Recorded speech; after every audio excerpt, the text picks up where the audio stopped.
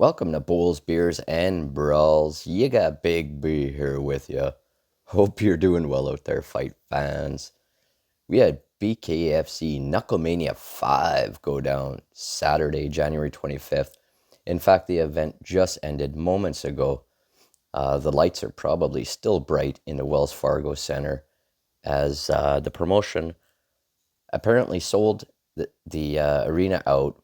It was a good card. We had 10 fights on the main card. We're gonna go through them top to bottom here as usual on Bulls, Beers, and Brawls.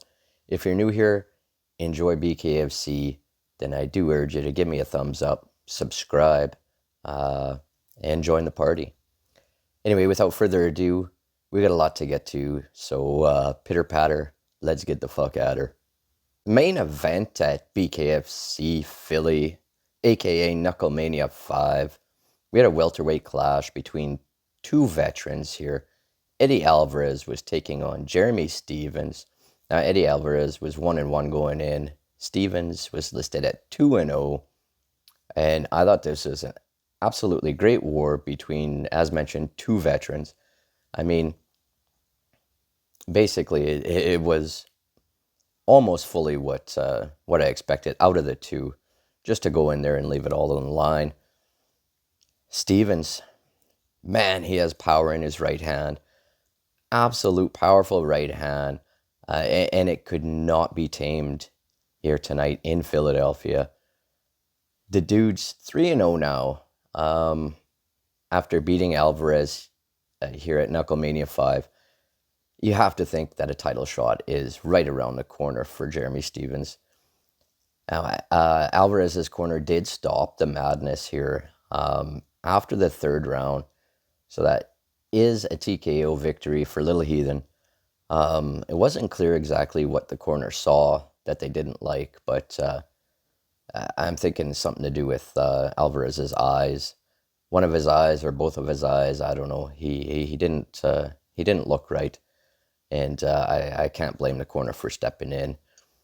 But it definitely was a downer for the crowd. You know, you had 17,000 there screaming Eddie, Eddie, and screaming fuck you, Stephens. But Stephens got the last laugh here. As mentioned, moves to 3-0. And I'm hoping he gets a shot at that title. Co-main at Knucklemania 5, we saw a clash at heavyweights. Yeah, the heavyweight title was up for grabs here in Philly. We had Mick Terell, 9-1, the reigning champ. He was taking on the combat sports veteran, Ben Rothwell, most notably his UFC run. Now, Ben was going into this one 3-0 in bare knuckle. What can I say other than Ben motherfucking Rothwell? I mean, he put Terell in dreamland just seconds into the fight. Gets his belt, moves to 4-0. Who the fuck will step up and fight Big Ben next? Better yet, who's going to beat Big Ben? I mean, it seems like he gets that fist on you, and no matter who the fuck you are, you're going to sleep. This one was a tough one for me. I really like both fighters. I mean, Rothwell, I've been a fan going back to his UFC days. And Terell has really gained me as a fan since I got into BKFC. So it was tough to see Terell. I mean, he was out cold. But at the same time, I was extremely happy for Ben because he finally gets his belt. I mean, that's been his mission since he stepped in the squared circle. So it was a fight that I wanted to see for a long time. It took them forever to come to terms with this fight, and then it only lasted seconds. I kind of wish we saw a little bit more, but at the same time, it was fucking awesome. Up next, we have a look at what was a featured fight at Knucklemania 5. The flyweight women's division here. Two gnarly, gritty veterans here. We had Taylor Starling. She was going in 4-3. She was taking on the returning Beck Rawlings, who was sitting at 3-3. A good scrap here in the feature fight. I mean, it was as advertised. The ladies went all 5 rounds. Both of them landed damaging strikes, but the power of Rawlings was clearly evident here. Beck Rawlings looked great in her return as she's awarded the unanimous decision. Continuing on down the card of BKFC Philly, next up was another heavyweight scrap. We had the 1-0 Pat Brady taking on the BKFC veteran, Zack, who is 5-2. And you know what, folks? Pat Brady went all fists of fury off the bat here. He ambushed Calmus with relentless strikes until the ref was forced to put an end to it. First round TKO for Brady, moves to 2-0, and he's starting to make a name for himself there in that heavyweight division. Knucklemania 5 also saw a middleweight scrap between the debuting John Garbarino, who is taking on the 0-1 Apostle Spencer. Now, these two kind of went viral for the cannoli there, with Garbarino going all holy cannoli on Spencer there, which was absolutely fucking uncalled for, but hilarious at the same time. Anyway, these two went down to business here in the Wells Fargo Center, and it was an impressive debut from Garbarino here. I mean, masterful head movement led to a one-shot kill in the first round. Johnny Garb took little to no damage in his debut here. So do we see a quick return for Johnny Garbarino? I'm sure fucking hoping so. In what would have been the fourth fight in the main card at Knucklemania 5, we saw a welterweight bout. Debuting Pat Sullivan, he was taking on the 1-1 Kane Tomlinson Jr. And holy shit, Kane Tomlinson, with a vicious knockout in the first round, puts a hush over the crowd with a step-in right hand. Sullivan was out colder than a Manitoba night. I mean, holy fuck, that was scary as shit. I'd be surprised if Sullivan wants to step back in that squared circle. I mean, props to him for stepping in the first place, but after that, you got to wonder if his bare-knuckle days are done. As for Tomlinson, I mean, that was a huge fucking statement, and let's see what's next for the man. Knucklemania 5, we saw yet another heavyweight scrap, which would have been the fourth fight of the night on the main card. We had the debuting Joey Dowichka. I knew I was going to mess this name up, and I apologize. But anyway, he was taking on Steve Banks, who is a veteran of BKFC. He was sitting at 3-2. It was a great start from Joey here. He hurt Banks a few times in the first, but of course there was zero quit in Steve Banks. Now the tides turned horribly for Joey in the third, as Dowichko was gassed. There's no other way to put it. He simply had nothing left in the tank.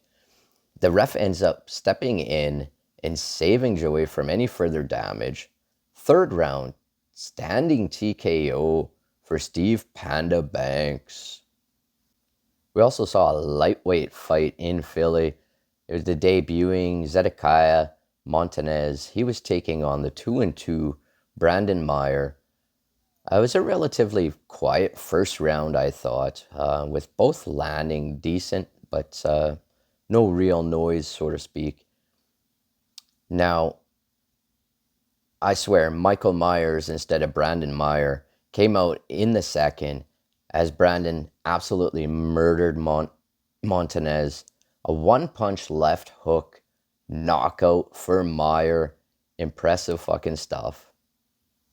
And in what ended up being the second fight of the night at Knucklemania 5 was originally supposed to be the main card opener, which